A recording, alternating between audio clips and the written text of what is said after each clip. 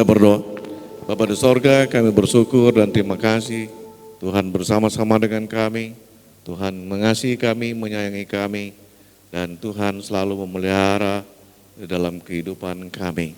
Terima kasih untuk segala sesuatu yang terjadi dalam hidup kami, karena itu merupakan suatu bimbingan, arahan, peringatan Tuhan bagi kami. Tanda Tuhan baik bagi kami. Berkati firman Allah, tolong hamba-Mu yang akan menguraikan, menjelaskan firman Allah ini. Dalam nama Tuhan Yesus kami berdoa. Amin. Silakan duduk Bapak Ibu sekalian.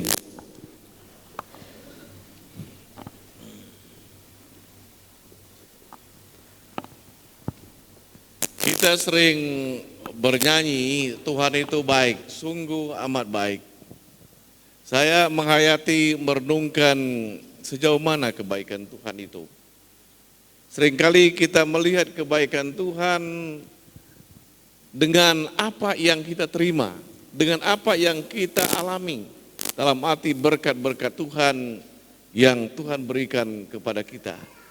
Tapi hari ini saya ingin memberikan rambu-rambu tanda kebaikan Tuhan itu. Tuhan itu baik betul dan sangat-sangat baik betul. Tetapi Tuhan memberikan rambu-rambu dan mengingatkan kita. Menurut hemat saya ini sesuatu yang menunjukkan, menjelaskan kepada kita Tuhan itu sangat baik. Dia tidak hanya memberikan yang baik-baik saja, mengingatkan, mengatakan yang baik-baik saja. Tetapi juga dia mengingatkan jika kamu begini sebagainya, maka kamu akan begini. Nah, saudara sekalian, kalau orang atau orang tua masih mengingatkan kepada anak cucunya, kamu begini, itu mewujudkan, menyatakan kepada kita bahwa dia itu baik. Dia memperhatikan, dia mempedulikan, dia mengasihi dan mencintai kita. Nah, saudara sekalian, firman Tuhan hari ini, berkat dan hukuman yang menjadi tema kita, yang didasari dari Ulangan pasal 11 ayat 26 sampai 28 yang berbunyi demikian.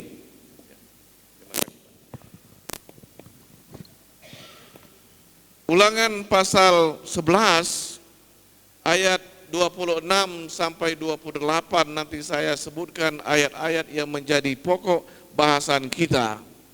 Saya dasari dari Ulangan pasal 11 ayat 26 sampai 28 berbunyi demikian. Lihatlah, aku memperhadapkan kepadamu pada hari ini berkat dan kutuk. Berkat apabila kamu mendengarkan perintah Tuhan Allahmu yang kusampaikan kepadamu pada hari ini, dan kutuk jika kamu tidak mendengarkan perintah Tuhan Allahmu dan menyimpang dari jalan yang kuperintahkan kepadamu pada hari ini dengan mengikuti Allah yang tidak kamu kenal. Saudara sekalian, ayat-ayat ini mengingatkan kepada kita bahwa Tuhan itu baik. Dia tidak hanya menjelaskan, mengatakan, mengarahkan kita kepada hal-hal yang baik, tetapi dia mengingatkan, jika kamu begini-begini, maka akan terjadi hukuman bagimu. Saya rubah istilah kutuk dengan hukuman. Ya, mungkin supaya lebih lembut begitu ya. Nah, Bapak Ibu sekalian yang kekasih dalam Yesus Kristus, kenapa bunyi kita begitu? Saya ingin katakan dan sampaikan hari ini bahwa berkat itu orang berorientasi kepada apa yang kita terima.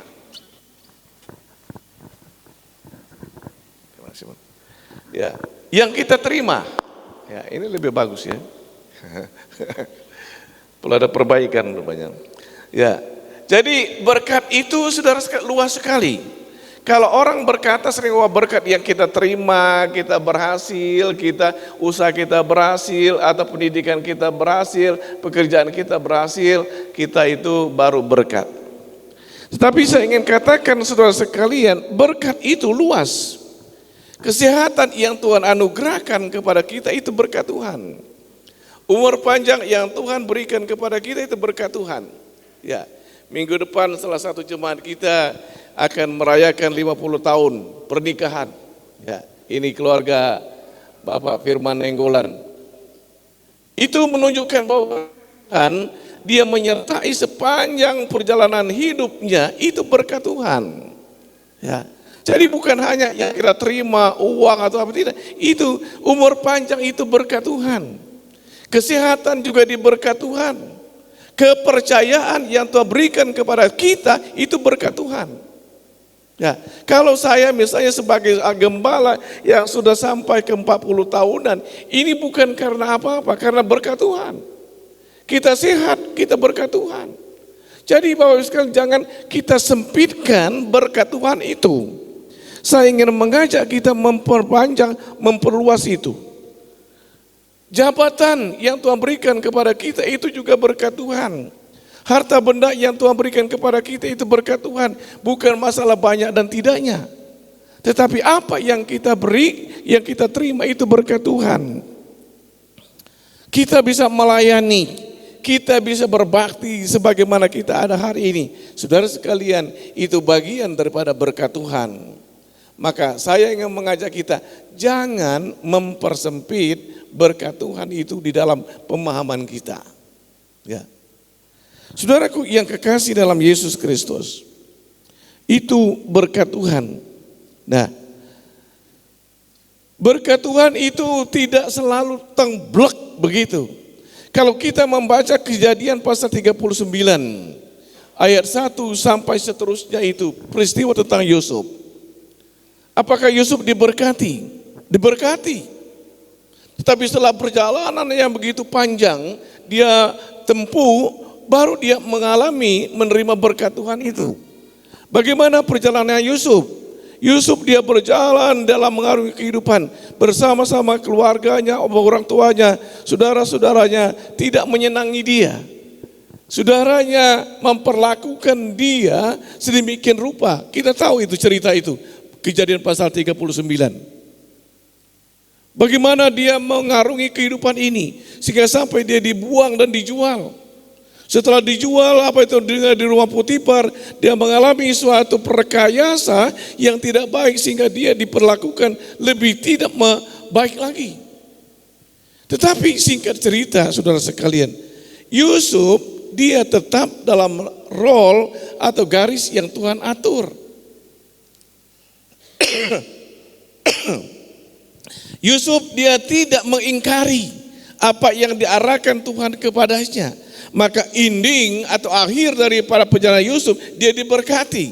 Dia menjadi seorang penguasa di negeri itu. Dia bisa membantu saudaranya yang menyusahkan dia. Dia bisa membantu negaranya yang di mana dia berada. Saudara sekalian, berkat itu tidak selalu plek begitu, tetapi ada suatu proses yang terjadi dalam hidup ini. Proses. Ya. Di dalam proses ini Bapak Ibu sekalian kadangkala tidak menyenangkan. Di dalam proses ini kadangkala tidak mengenakan. Seolah-olah kita dibawa ke tempat yang tidak ada harapan lagi. Dibawa ke dalam. Tetapi sebenarnya Tuhan punya rencana untuk membentuk kita, melengkapi kita, mengajar kita, menjadi kita orang yang lebih dewasa, lebih matang, ya, lebih kuat, lebih mengerti lagi rencana Tuhan, kehendak Tuhan itu.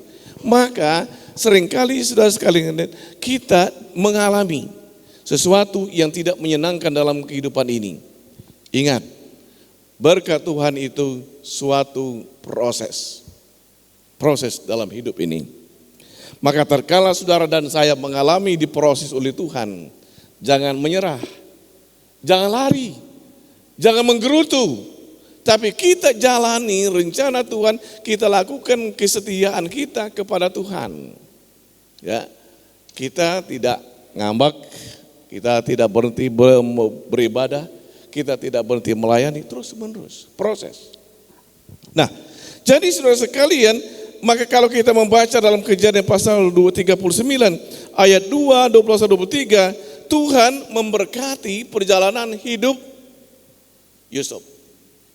Tetapi sekali lagi saya katakan, saya ingatkan, dia tidak langsung mengalami banyak perjalanan di dalam kehidupannya yang tidak menyenangkan dan menyusahkan. Saudaraku yang kekasih dalam Yesus Kristus, ya, saya teringat di masa saya waktu mengikut Tuhan. Saya sering ceritakan bahwa waktu saya mengikut Tuhan banyak pergumulan dan sebagainya. Pakaian saya tidak ada, hanya pakaian sekolah seragam. Ya, tapi saya kuat, tapi punya keyakinan satu kali kelak saya tidak akan seperti ini terus, tidak. Dan suatu ketika ya perjalanan itu ya Tuhan rubah, ya tidak selamanya semacam itu. Saudara sekalian, seandainya kita tidak bertahan dan saya tidak bertahan, mungkin cerita lain. Saudaraku yang kekasih dalam Yesus. Jadi saya katakan berkat Tuhan itu ada kesehatan, umur panjang, kekayaan, harta benda, jabatan, keberhasilan, dan liku-liku yang terjadi, proses dalam hidup ini. Nah, hukuman, kutuk saya rubah dengan istilah hukuman, karena tidak terlalu enak didengar. Nah, Tuhan juga memperhadapkan dengan suatu hukuman. Ya. Orang diberkati dengan kekayaan, keuangan, pendidikan dan sebagainya. Itu ada yang tidak bahagia. Ya. Ada yang tidak bisa menikmati. Ada yang tidak puas dengan apa yang ada dan yang diterima. Karena dia tidak mengikuti jalan Tuhan. Contoh, saya punya teman orang yang berhasil menurut iman saya. Segi pendidikannya sampai ke luar negeri, berhasil, selesai. Harta kekayaannya banyak, ya banyak, saya tahu. Tetapi tatkala dia belum bersama-sama dengan Tuhan, hidup dalam Tuhan, dia berkata tidak menikmati, tidak merasa puas, tidak merasa tenang dalam hidupnya. Maka ingin saya katakan, hukuman itu sebenarnya bukan langsung dibuat sakit, buat langsung ambruk, tetapi di dalam kehidupan kita ini, suatu yang kita rasa, yang kita alami, yang tidak menyenangkan dan tidak merasakan kebahagiaan dalam hidup ini. Saudara sekalian, perlu dikoreksi kenapa itu terjadi. Menurut hemat saya, ada unsur bahwa Tuhan mengajar kita, Tuhan mengingatkan saya dan saudara bahwa ada sesuatu yang kurang di dalam hidup kita. Jadi ya hukuman itu, kutuk itu ya bukan langsung orang melaknat begitu Bapak sekalian. Sesuatu yang kita rasakan, kita alami ketidakdamaian dalam hidup ini, ketidaktenangan dalam hidup ini. Sebenarnya sesuatu yang menjadi suatu peringatan, pemberitahuan kepada kita bahwa kita terjadi sesuatu yang tidak sesuai dengan jalur Tuhan. Ya. Tapi kalau orang yang mengikuti jalur Tuhan seperti Yusuf, dia menurut catatan Alkitab, dia menikmati kehidupan itu. Di tengah-tengah keluarganya dia tidak mendendam kesumat kepada saudaranya, tapi dia tolong lagi, dia angkat lagi saudaranya. Dia menikmati kebaikan dan berkat itu. Ya. Jadi saudaraku yang kekasih dalam Yesus, tatkala saya dan saudara mengalami sesuatu yang tidak merasa senang, tidak merasa puas, tidak merasa sukacita, dan tidak pernah merasa cukup dalam hidup ini, perlu kita koreksi diri. Dan itu menandakan, mengingatkan kepada saya, saudara dan saya diingatkan. Ya. Saya persingkat ya waktu kita. Nah saudaraku yang kekasih dalam Yesus, itulah berkat dan hukuman yang dikatakan sih. Kita diperhadapkan, diberikan rambu-rambu itu dan diberitahu. Nah, saudara sekalian, Tuhan memberitahukan itu, ya, memberitahukan. Yang pertama kepada kita tadi, kepada kita ada berkat dan hukuman. Ini kita perlu memilih. Berkat dan hukuman itu keputusan kita. Berkat dan hukuman ini adalah kita yang memutuskan apa yang saya ambil, apa yang saya kerjakan, dan apa yang saya ingin alami. Bapak Ibu ingin senang bersama dengan Tuhan. Karena senang, tenang itu dekat dengan Tuhan. Ya. Dan mensyukuri apa yang ada. Saya tulis di dalam postingan saya di Facebook, kalau mau hidup tenang itu ya bersyukurlah, terimalah dengan sukacita apa yang ada. Ya, apa yang ada. Nah, saudaraku yang kekasih dalam Yesus Kristus, jadi ada berkat dan ada hukuman, itu menentukan pilihan. Dan kita yang menentukan ambil yang mana. Ambil yang mana. Bapak Ibu pilih yang mana. Saya, kita semua pilih yang mana. Nah, yang berikut saudara sekalian, dalam rangka berkat Tuhan itu saudara sekalian, ketaatan mendatangkan berkat, kata firman Allah di sini. Ya, ketaatan. Apabila kamu mendengarkan perintah Tuhan Allahmu yang kusampaikan kepadamu pada hari ini, ya, berkat itu akan terjadi. Nah, jadi saudara sekalian, ketaatan kita, ya, ketaatan.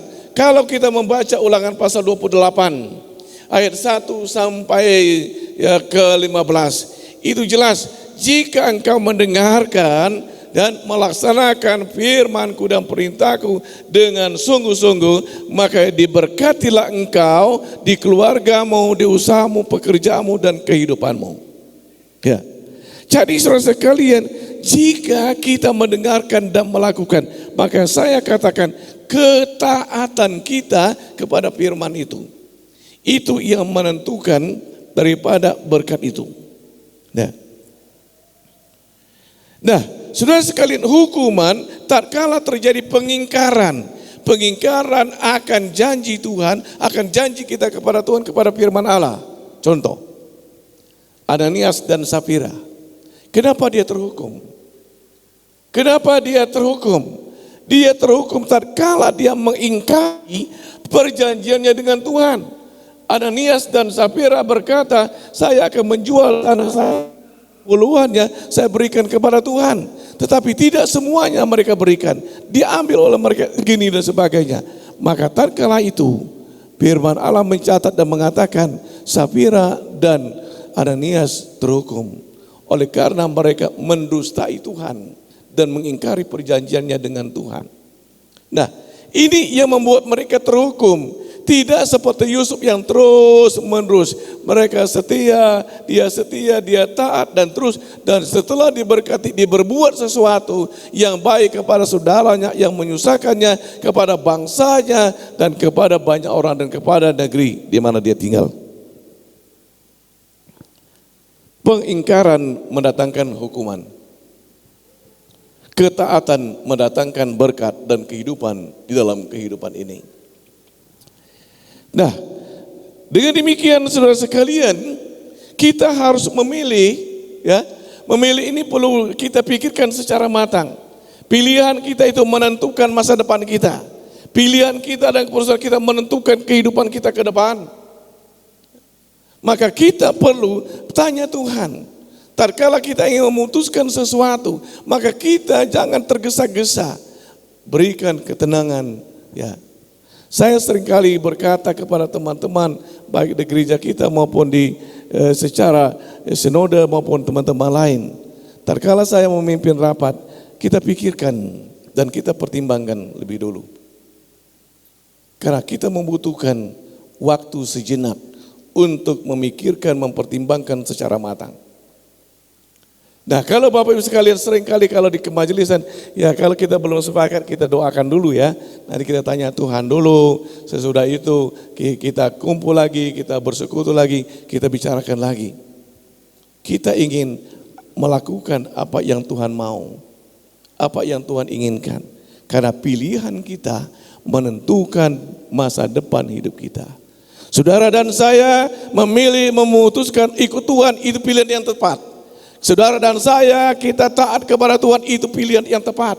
Karena mendatangkan suatu berkat dan kehidupan yang abadi di masa akan datang. Pilihan yang tepat. Pilihan yang betul dan benar. Maka jangan tidak setia. Jangan tinggalkan Tuhan Bapak Ibu sekalian.